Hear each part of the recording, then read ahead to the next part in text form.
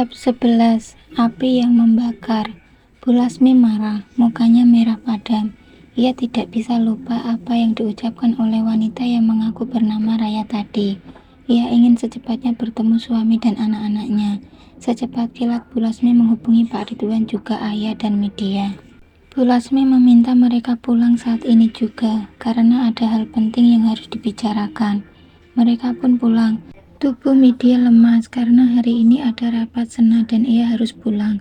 Alhasil semua yang sudah dirancang akan hancur berantakan. Tidak ada yang berani melanggar titah Bu Lasmi. Di rumah itu Bu Lasmi adalah pemilik keputusan tertinggi. Sore hari semua sudah berada di rumah. Mereka duduk di ruang makan dengan meja oval tersebut. Sekarang Papa bilang dengan siapa Papa sudah menikah lagi. Tanpa basa-basi Bu Lasmi bicara dengan intonasi yang sangat keras. Maksud Mama apa? Papa tidak usah mengelak, Mama sudah tahu. Semua buktinya, semua sudah ada di tangan Mama. Bukti apa? Papa tidak mengerti. Pak Ridwan mencoba menghindar. Perempuan itu Raya kan? Punya satu anak dan dia hamil dengan teman ayah di partai.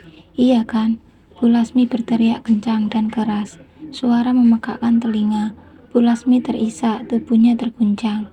Ayah dan media bingung, sama sekali tidak menyangka dan nyaris tidak percaya kalau papanya, lelaki terbaik dalam hidup mereka, ternyata berselingkuh, bahkan sampai menikah.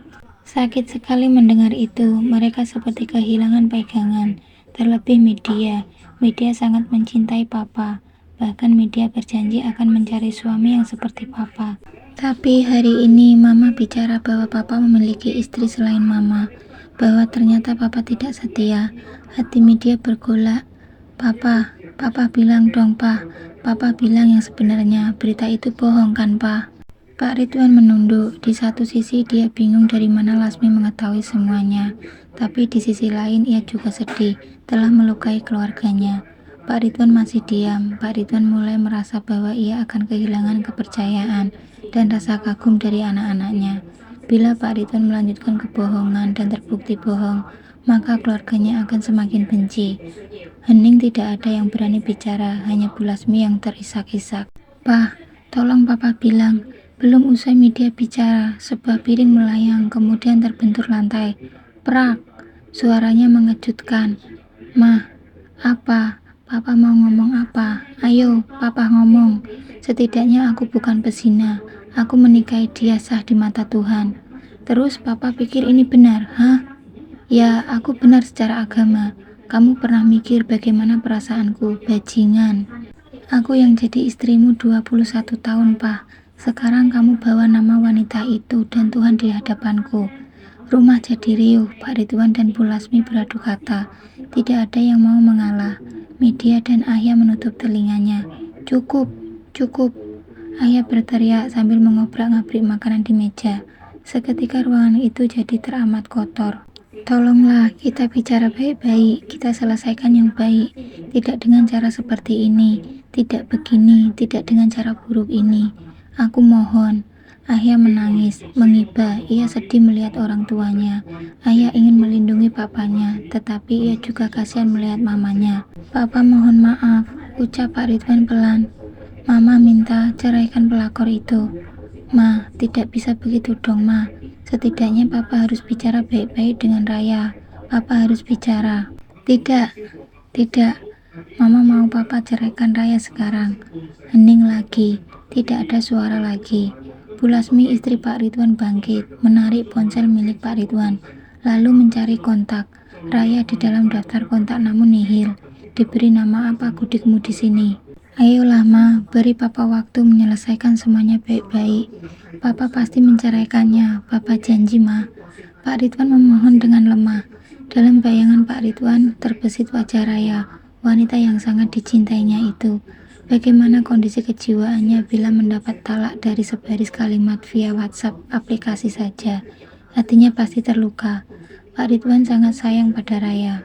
Tanpa Pak Ridwan tahu bahwa Rayalah penyebab semua kekisruhan yang terjadi di rumah saat ini. Semuanya karena kelakuan Raya. Rayalah orangnya.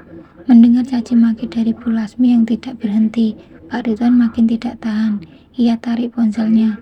Bu Lasmi marah, anak-anak bengong. Kamu diam dulu, aku yang akan ketik kalimat talaknya. Bu Lasmi dan anak-anak menunggu kalimat talak itu tulisan untuk Raya. Hari ini aku, Muhammad Ridwan, mentalak satu dirimu, Raya Praweswari. Hal-hal yang menjadi tanggung jawab selama masa iddah akan aku laksanakan sesuai dengan kemampuanku. Tulis Pak Ridwan, lalu melemparkan ponsel tersebut ke dada Bu Lasmi, kemudian pergi. Bu Lasmi meraih ponsel itu lalu membaca kalimat talak yang Pak Ridwan tuliskan. Bu Lasmi bukannya sedih tetapi malah tertawa menghina. Kasihan, tidak jadi punya istri muda. Pak Ridwan duduk sendiri di ruang tamu ruang megah itu. Ia mencoba memejamkan mata, tetapi yang didapat justru bayangan wajah Raya. Wanita cantik itu telah merebut hati Pak Ridwan. Dengan perlakuan lembutnya, sungguh hati Pak Ridwan merana dipaksa harus berpisah dengan Raya. Bab 12. Pesona Raya. Raya mendengar ponselnya bergetar, tetapi ia malas untuk bangkit dan menyentuh ponsel itu. Ia biarkan saja tanda pesan masuk itu muncul, nanti juga akan mati dengan sendirinya. Hingga beberapa menit kemudian, Raya mendekati ponsel tersebut. Ia duduk, matanya menatap nanar pada pesan yang dikirimkan oleh Pak Ridwan suaminya. Kalimat talak itu ia baca perlahan-lahan, ada yang tergerak di hatinya. Semacam merasa direndahkan, disepelekan, dan entah apa namanya. Kalau sesal dan kecewa jelas tidak ada, ia hanya merasa kesal saja. Akhir seperti ini sudah Raya bayangkan sebelumnya, pasti akan begini. Raya tersenyum tipis sambil melemparkan ponsel tersebut di atas ranjang dengan bed cover putih kamar tidurnya. Apa yang bisa diperbuat oleh istri kedua seperti Raya untuk mempertahankan sebuah pernikahan yang sesungguhnya terjadi atas keinginan kedua belah pihak? Apa yang bisa diperbuat oleh wanita kedua seperti Raya selain meratapi nasib seorang diri? Hubungan seperti ini pasti akan hancur bila diketahui oleh istri pertama. Sang suami tidak akan memilih istri kedua. Dia tidak akan berani, tidak mungkin berani. Memandang jalanan luas terbentang dari jendela kamar membuat Raya berpikir jernih. Mengapa harus sedih? Bukankah ia telah mempersiapkan semuanya dengan baik? Bukankah ia telah mendapatkan uang sebanyak 160 juta? Uang itu cukup untuk membiayai hidupnya sambil membayar cicilan angsuran rumah mewah yang ia tempati. Untuk selanjutnya, Raya berpikir untuk bekerja, dan bila tidak berhasil, ia bisa juga merayu Rian, ayah kandung Rasha. Rian pasti ingin yang terbaik untuk anak semata wayangnya itu. Raya tersenyum lagi. Sebagai wanita dengan status seperti dirinya saat ini, jelas dia harus cerdik, karena jika tidak cerdik dia pasti akan tergilas. Beda Raya, beda Pak Ridwan. Keluarga Pak Ridwan dirundung kemalangan hanya karena rasa kecewa akibat Pak Ridwan telah mengkhianati pernikahan. Ayah dan Media mengurung diri di kamar masing-masing. Begitu juga dengan Bu Lasmi. Pak Ridwan memilih tidur di sofa ruang kerjanya sambil merindukan Rayanya.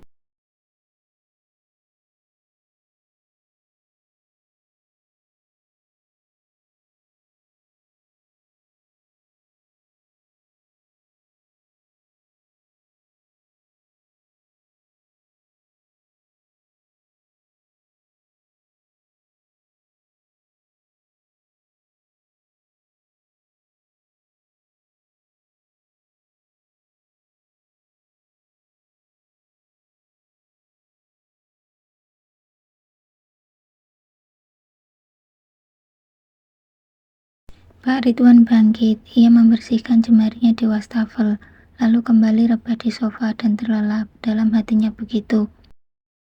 Raya memutuskan untuk menghibur dirinya dengan berbelanja di mal terbesar di Banjarmasin. Raya mengenakan gamis berwarna kuning dari kain sifon yang melekat pas di tubuhnya, juga kain kerudung panjang menutupi rambutnya yang berombak. Kacamata merek Rodenstock menempel anggun di wajah cantiknya. Raya begitu cantik dan mempesona. Ia mematur diri di depan cermin, melenggak-lenggok indah nian. Tidak ada yang tahu apa profesiku, yang mereka tahu bagaimana penampilanku hari ini, dan itu penting. Suara Raya pada dirinya sendiri sambil matanya menatap tajam pada cermin yang menggambarkan dirinya. Ia pun segera pergi sambil menitipkan Rasha pada Murni. Dan beberapa pesan diantaranya, Murni harus mengunci pintu, jangan membukakan pintu pagar untuk siapapun tamu yang datang. Murni mengangguk tanda mengerti. Raya mengemudikan pelan mobil Brio-nya sendiri, perlahan tapi pasti, menuju mal itu sambil matanya mengawasi sekeliling. Raya memarkirkan mobilnya dengan cantik, lalu turun dan berjalan dengan penuh percaya diri menuju mal. Ia hanya melenggang menuju restoran dengan menu takoyaki kesukaannya. Raya duduk. Ia melihat beberapa keluarga lalu lalang. Hatinya perih melihat keluarga yang utuh dengan suami, istri, dan anak-anak. Batinnya meradang. Tidak ada wanita yang mau jadi perebut suami orang seperti Raya. Tapi hati Raya terlanjur terluka. Sayatannya luar biasa. Kejadian bersama Rian beberapa tahun yang lalu membuat ia menjadi wanita buruk seperti sekarang. Padahal hati nuraninya tak ingin. Tapi bagaimana caranya ia bisa bangkit, sedang ia tidak tahu jalannya membuka sebuah usaha. Alhasil inilah yang sekarang ia lakukan sebagai upaya untuk mempertahankan kehidupannya dan putrinya. Dan bukan hanya itu, ada dendam yang ia tanam, dendam yang meluluh lantahkan semua kebaikan dalam dirinya.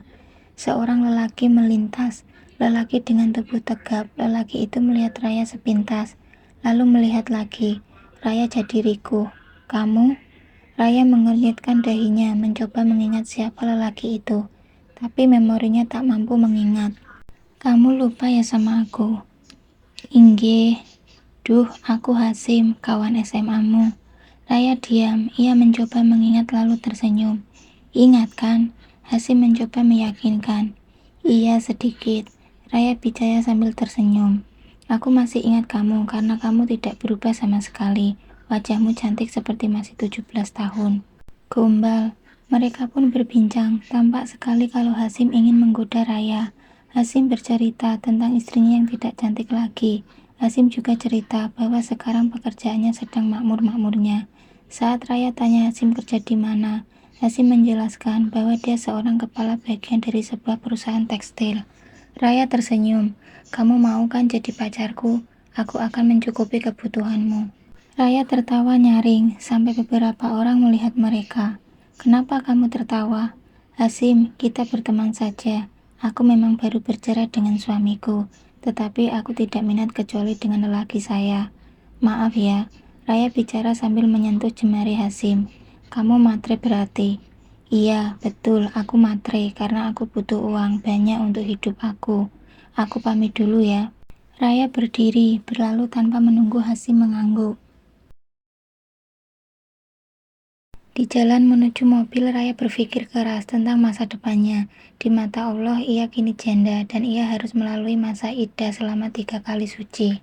Raya memang membutuhkan uang, tetapi ia punya harga mahal atas dirinya.